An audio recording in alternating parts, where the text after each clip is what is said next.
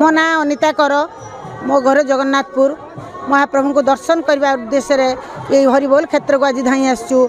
आज महाप्रभुंर श्री गुंडीचा यात्रा रथ यात्रा महाप्रभु श्री जगन्नाथ नंदीघोष रथरे माँ सुभद्रा दर्पदलन रथरे सुदर्शन दर्पदलन रथरे आउ श्री बलभद्र देव बलभद्र हेले तालध्वज रथरे विराजमान करिसेंती। ए तीन रथरे तीन ठाकुर चतुर्धा मूर्ति देखी मन आज पूरी उठुची। एटी भक्तमय भक्तिमय परिवेश सृष्टि होईची। ए हरिबोल क्षेत्र आज धन्य हो जाइची। सहस्र भक्तंकर पाद धूली आज एटी पड़ुची। भक्ति आउ भक्तमय परिवेश सृष्टि होईची। महाप्रभु रथरे चढ़ी पतित उद्धार करने पतित जन को दर्शन देवाई आज महाप्रभु रथारूढ़ होइचंती। तांकु देखी नेत्र धन्य हो जाउची। भाव विनोदिया ठाकुर भक्त वत्सल हरि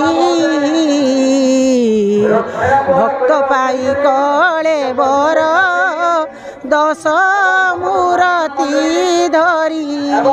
हे महाप्रभु आज पतित मान को उद्धार करने अवतार धारण करिसेंती। तांको महिमा किए बा वर्णना करि परिबो। सी तो ये जगतर नाथर त्रैलोक्यन नाथ से जगतर नाथ जगन्नाथ महाप्रभु आज विश्व प्रसिद्ध रथ यात्रा आज ओडिशा को चिन्हिची। जगन्नाथ ओडिशा आज प्रसिद्ध हो जाइए। आमे माने धन्य हो जाइछु। ए महाप्रभु आज जमिति सूता फूलमाला सूतार महत्व बढ़ीता है से बेले महाप्रभु आमको बहुत धन्य लगुच।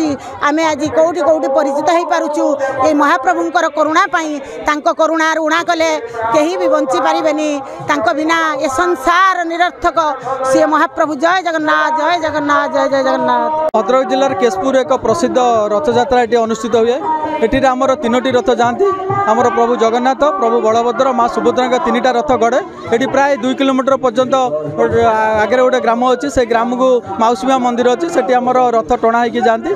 से आमर प्रशासन पुलिस प्रशासन तरफ गोटे प्लाटून पुलिस फोर्स जड़े डीएसपी 2 जन इन्स्पेक्टर 3 जन ऑफिसर एसआई एएसआई और अन्य आमर फोर्स मैंने ये मुतयन होती। शांति श्रृंखला आमर ट्राफिक मुतयन होती। लोक मैंने केमती सुरक्षित भाव प्रभुकर दर्शन करेंगे से व्यवस्था करुचु। और ट्राफिक समस्या के देखा नजीब और श्रृंखलार सहित और सुरुखुरे केमती रथयात्रा संपन्न हम से व्यापक बंदोबस्त कराई। केशपुर ठारे जो रथयात्रा अनुष्ठित होईछि ताहा मु कहिबी समस्त को आज एक दिव्य अनुभूति देइछि। मते मध्य से भली अनुभूति मिली। आज भक्त भगवान कर जो अपूर्व मिलन होईछि वर्षा को से खातिर करना एवं आम जिलावासी सब बड़े विपरीत परिस्थिति को सम्मुखीन हो आगे था। आज मो महाप्रभु पाखे समस्त आशीष मागिबी जे महाप्रभु आपण ए घोष यात्रा अवसर में मो जिलावासी पाखे मो जिलावासी आपण आशीष ढाली दिंतु।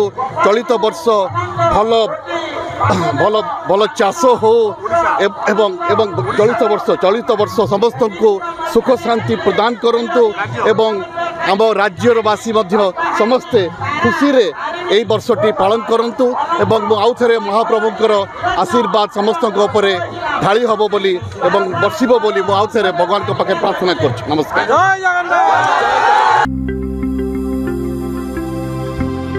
लेटेस्ट न्यूज अपडेट पाई www.nowodisha.com को लॉगिन करंतु।